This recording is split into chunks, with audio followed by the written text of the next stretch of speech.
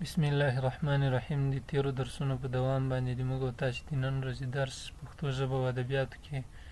په خپلواکو یا نامقیدو مرفیمونو باندې د خپلواک مرفیمونه هغه دي چې خپلواکه معنا لیږدوي، د فاعل او مفعول لپاره ګردانیږي او د جملې له اساسي او بنسټیزو توکو څخه ګڼل کیږي چې په لاندې بنسټیزو برخو ویشل کیږي. یعنې په پښتو ژبه کې خپلواک مرفیمونه چې دي دا د نوم او د فعل د نوم په صرف یا ګړپوهنه او د فعل په صرف یا ګړپوهنه باندې سره ویشل کیږي. نو نوم هغه خپلواکه کلمه ده چې بې له زماني ارتباط څخه د راز څیزونو او پدیدو څرګندونه کوي، لکه احمد، کور، زړه، ونه، بوټی او داسې نور. په پښتو ژبه کې نوم د جنس، عدد او حالت له مخې د ګردان وړ ده، یعنی له جمع د جمع لپاره، د مفرد لپاره، د یو تن لپاره، د ډیرو لپاره او د ډلې لپاره. د دې لپاره چې دا نوم د ګردان وړ ده، یو، دوه، درې، څلور، پنځه، له دې مخې هم د ګردان وړ ده. د نارینه او ښځینه لپاره هم نوم د ګردان وړ ده. د جنس په لحاظ نوم په دې معنا ده چې نارینه او ښځینه، چې دغه هر یو نوم نارینه او ښځینه په پښتو ژبه کې نارینه نوم ځان ته نښې نښانې لري او ښځینه نوم هم ځان ته نښې نښانې لري. ټول هغه نومونه چې په پای کې دغه لاندې نښې او نښانې راغلي وي هغې ته موږ په پښتو ژبه کې نارینه نومونه وایو. لکه لومړی چې د ټول هغه نومونه چې په ناخپلواکو تورو پای ته رسېدلي وي، لکه لاس، تخت، کور، څټ او داسې نور، چې د دې هر یوې کلمې په پای کې راغلي کوم توري یا اوازونه چې دي هغه ناخپلواک غږونه دي. دوهم ټول هغه نومونه چې په نرمه یې یا په نارینه یا باندې دفتانګ باندې پای ته رسېدلي وي هغه موږ نارینه نومونه بلو، یا هغه په پښتو ژبه کې نارینه نومونه دي، لکه سړی، سوی، منګی او داسې نور. دریم هغه نومونه چې په څرګند واو باندې پای ته رسېدلي وي، لکه تالو، شفتالو، الو، بړخو او داسې نور، چې د دې هرې کلمې په پای کې راغلی واو څرګند واو ده او د دې په دغه واو باندې پای ته رسېدلي نومونه نارینه نومونه دي په پښتو ژبه کې، یا مذکر نومونه دي. څلورم ټول هغه نومونه چې په زورکي چې هغه فونومیک الفبا باندې چې کومه توری موږ دې ته لرو هغه هم دلته موږ لیکلی او راغلی ده چې دغه ده. بل په پای ته چې په دغه زورکي باندې پای ته رسېدلي وي، لکه زړه، تره، وراره او داسې نور. پنځم ټول هغه نومونه چې په او دفتانګ باندې پای ته رسېدلي وي، یعنی الف، اوږد واول او واو باندې پای ته رسېدلي وي،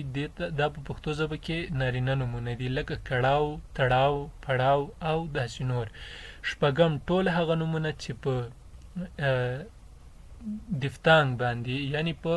څرګنده یې او واو باندې یعنی په دغه تړلي یعنی دوه حرفي توري باندې پای ته رسېدلي وي، دې ته په پښتو ژبه کې نارینه نومونه ویل کېږي، لکه تریو، نیو او داسې نور، چې په فونومیک الفبا کې د انګلیسي ژبې آی او ډبلیو چې موږ په پښتو کې آی دلته د څرګندې یې تلفظ معنا ورکوي یا د اواز نمایندګي کوي، او ډبلیو توری هم د واو نمایندګي کوي، یعنی د پښتو ژبې دا خپله فونومیک الفبا ده، د انګلیسي یا لاتین ژبې الفبا نه ده. اووم هغه ټول نومونه چې په یو دفتانګ پای ته رسېدلي وي، یعنی په اوږدې یا مجهوله یا او واو باندې دغه دفتانګ نه جوړ شوي وي او په دې باندې پای ته رسېدلي وي، نو دا هم په پښتو ژبه کې نارینه نومونه دي، لکه لیو، دیو او داسې نور. اتم هغه نومونه چې په یو دفتانګ باندې پای ته رسېدلي وي، لکه بوی، خوی، یعنی په وی دفتانګ باندې پای ته رسېدلي وي. او نهم هغه نومونه چې په آی دفتانګ باندې پای ته رسېدلي وي، لکه ځای، پای او داسې نور. لسم هغه نومونه چې په وی دفتانګ پای ته رسېدلي وي، یعنی په واو او غبرګ غږ یا په نرمه یا په نارینه یا باندې پای ته رسېدلي وي، نو دا هم په پښتو ژبه کې نارینه نومونه دي یا دا یې د پای نارینه نښې دي. نومنښې دي چې له دې مخې معلومیږي چې یعنی هغه خلک چې هغه پښتو ژبه د دوهمې ژبې په شکل باندې زده کوي نو دغه نښې نښانې له دوی سره کومک کولی شي چې دوی په پښتو ژبه کې د نارینه نوم نښې وپېژني چې د دې ټولو کلمو په پای کې راغلي دي. بل چې د پښتو ژبه کې ښځینه نوم نښې دي. ښځینه نوم نښې ټول هغه نومونه چې دغه لاندې نښې په پای کې راغلي وي د هغو نومونو په پای کې راغلي وي یا دغه اوازونه د هغو په پای کې راغلي وي هغه نارینه ښځینه نومونه دي. لومړی ټول هغه نومونه چې په پای کې الف راغلی وي یعنی الف اوږد واول یا خپلواک غږ راغلی وي هغه د پښتو ژبې ښځینه نومونه دي یا د هرې بلې ژبې کوي چې دغه اواز په پای کې ولري په پښتو ژبه کې هغه ښځینه نوم ګڼل کیږي لکه حیا، ورا، نڅا، بیدیا، خندا، ژړا او داسې نور. برېښنا. دوهم څرګنده هې یا په پښتو ژبه کې زور لکه غرمه، سترګه، وړه، زړه، زړه، پاڼه، تخته او داسې نور. دا د پښتو ژبې واول غږ ده چې د هرې کلمې په پای کې راغلی وي هغه ښځینه نوم ګڼل کیږي. دریم تانیثي یا ښځینه یې یا لکیواله یا په عامه اصطلاح باندې چې د هرې کلمې په پای کې راغلی وي هغه نوم هم ښځینه نوم ګڼل کیږي لکه سپوږمۍ، نری، وری، وورۍ او داسې نور. څلورم مجهوله یې چې پښتو ژبه کې دا هم خپلواک غږ ده لکه ناوې، خواښې، ملګرې، ادې، مستې، شیدې او داسې نور. دغه مجهوله یا چې د هر نوم په پای کې راغلی وي هغه به په پښتو ژبه کې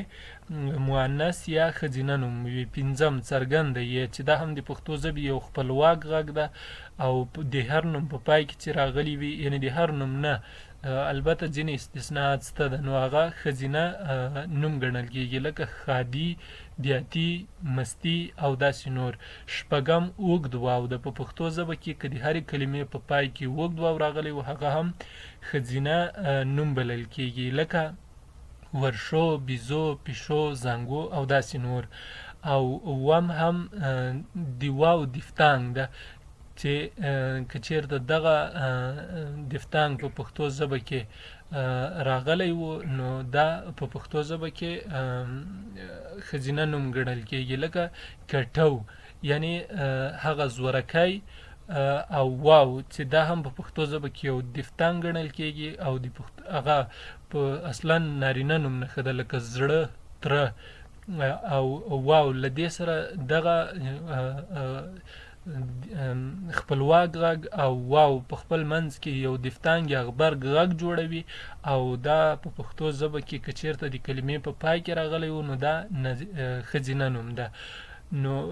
ځینې نومونه په پښتو ژبه کې حقیقي ښځینه یا نارینه نومونه بلل کیږي چې په پای کې یې نارینه نښه راغلي وي خو اصلا نوم ښځینه وي یا په پای کې نښه ښځینه راغلي وي خو اصلا نوم نارینه وي لکه خور چې په پای کې یې